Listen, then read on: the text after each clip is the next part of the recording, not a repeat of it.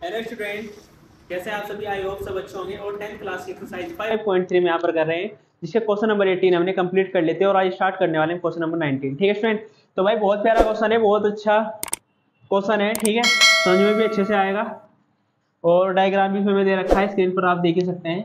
Question में दिया है कि 200 लट्ठों को ढेरी के रूप में इस प्रकार रखा गया है कि सबसे नीचे वाली पंक्ति में कितने लट्ठे हैं स्टूडेंट? 20 लट्ठे हैं। ठीक है, कितने हैं? 20 है। उससे अगली जो पंक्ति है उसमें कितने हैं? 19 लट्ठे हैं। और उससे अगली पंक्ति में कितने हैं? 18 लट्ठे हैं। ठीक है स्टूडेंट, और ऐसा चलता जा रहा है। ठीक है, आकृति आप देख सकते हो 5.5 जो अभी आपकी बुक में भी है। यह लट्ठे कितनी पंक्तियों में रखे गए हैं, मतलब हमें क्या निकालना है? एन निकालना है कि कितनी पंक्ति है जिसमें कि हम तो क्या 200 लट्ठों को रख सकते हैं।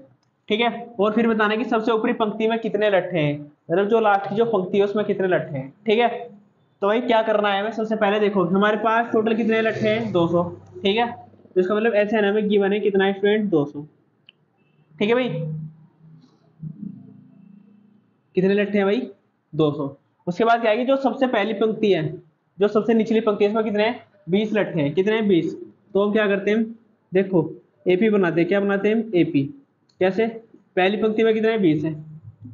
ठीक है, उससे अगली पंक्ति में कितने? 19। उससे अगली पंक्ति में कितने? फिर 18। और ऐसा कब तक चलता जा रहा है?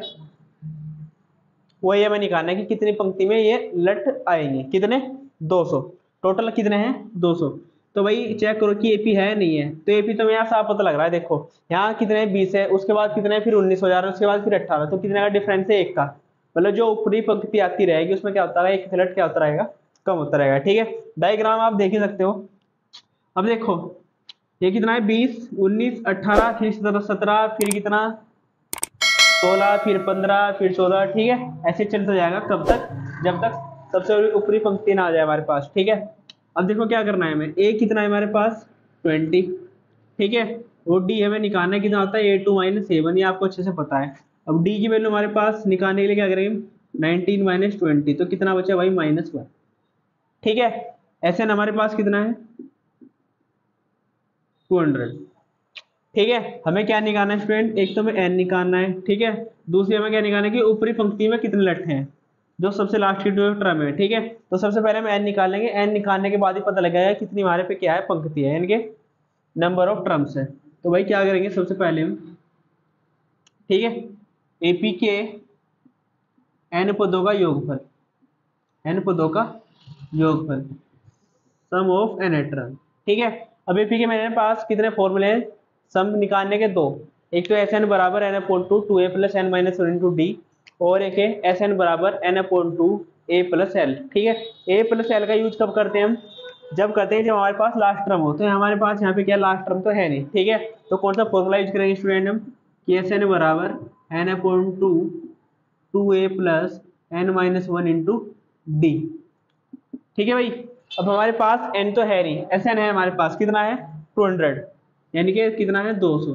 n की वैल्यू हमें पता नहीं भाई। 2a, a की वैल्यू हमारे पास कितनी है? देखो फर्स्ट टर्म कितनी है? 20 है, यहाँ पर जाएगा 20 + n - 1, n पता नहीं, -1 है ना। और d की वैल्यू कितनी है स्टूडेंट? -1। तो -1 है तो इसका ध्यान रखना है भाई, ये ब्रैकेट में रहेगा। अब क्या करते हैं हम? 200 एज इट इज n/2 है ना, ये कितना हो गया? 40 प्लस इसके लिए से मल्टीप्लाई कर दो तो कितना आ जाएगा? माइनस के n और ये प्लस का 1। ठीक है स्टूडेंट, दो इस दो के लिए इधर गुणा कर दो। क्या कर दो?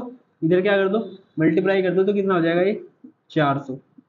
ठीक है भाई, ये कितना आ जाएगा? n 40 और 41 माइनस n। ठीक है, 40 में एक जोड़ा 41 और ये minus n as it is, इसकी इसमें मल्टीप्लाई कर दो, कितना हो गया? 41n - n²। ठीक है, एन स्क्वायर इधर ले जाओ तो कितना हो जाएगा? प्लस हो जाएगा। और ये 41n है ना, तो इधर जाके क्या हो जाएगा स्टूडेंट? प्लस का है ना ये, तो इधर जाके क्या हो जाएगा? माइनस। और ये कितना है? 400 एज इट इज रहेगा, इक्वल टू कितना है? 0। ठीक है, तो ये हमारे पास क्या होगी स्टूडेंट? क्वाड्रेटिक इक्वेशन बनेगी, मतलब द्विघात समीकरण। ठीक है, और द्विघात समीकरण को कैसे सोल्व करते हैं आप है नी, द्विघात समीकरण को कैसे सोल्व करते हैं? चैप्टर 2 और चैप्टर 4 में आपको अच्छे से बता रखा है। ठीक है, तो जिसने वो वीडियो नहीं देखी तो उसमें देख लीजिएगा। ठीक है, तो भाई क्या करते हैं, हमेशा आगे सोल्व करते हैं। देखो क्या करना है हमें कि 400 के ऐसे फैक्टर करो जो जोड़े कितना आ जाए? 41 आ जाए, कितना आ जाए जोड़ के 41। अब देखो ये हमारे पास कितना है भाई 400 है ना। अब 400 के फैक्टर में करूँ तो कितना आ जाएगा 400 को देखो एक शॉर्ट तरीका बता रहा हूँ मैं फैक्टर करने का आपको। कितना है ये 400 है ना। तो 400 को हम कैसे लिख सकते हैं 4 इंटू 100 है नहीं। इस 4 को क्या लिख सकते हैं हम 2 इंटू 2 और 100 को क्या लिख सकते हैं हम 10 इंटू 10। अब देखो 2 इंटू 2 एज इट इज 10 को भी हम लिख सकते हैं स्टूडेंट क्या 2 इंटू 5 और इसको भी 2 इंटू 5।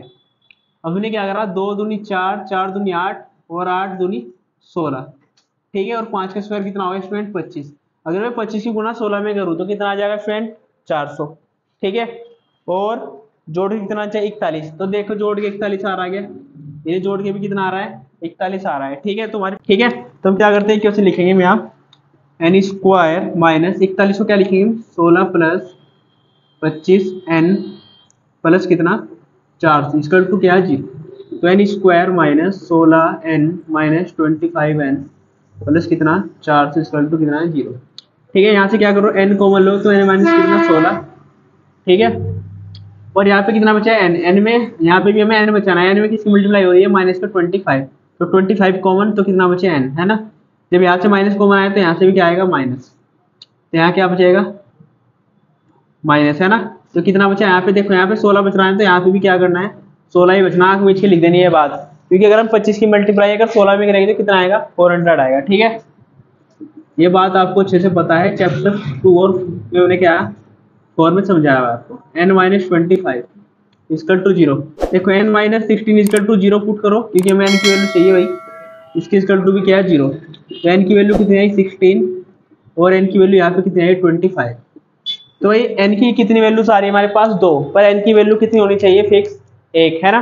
अब डिसाइड ये करना है कि इसमें से कि n इजकल टू 16 लें या n इजकल टू 25।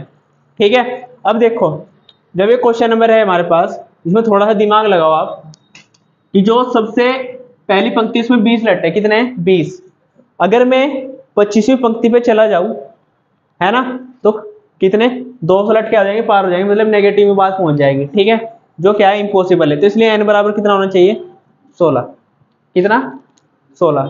तो n की वैल्यू कितनी होगी स्टूडेंट 16। तो लिख देंगे हम n नॉट इजकल टू क्या है 25 पे क्या है जो हमारी कंडीशन है वो क्या सेटिस्फाई नहीं है। तो n इजकल टू कितना लेंगे 16। ठीक है अतः है कुल पंक्ति कितनी है 16 है। ठीक है स्टूडेंट अब ये कह रहा है कि जो सबसे ऊपरी पंक्ति है उसमें कितने लेटर है।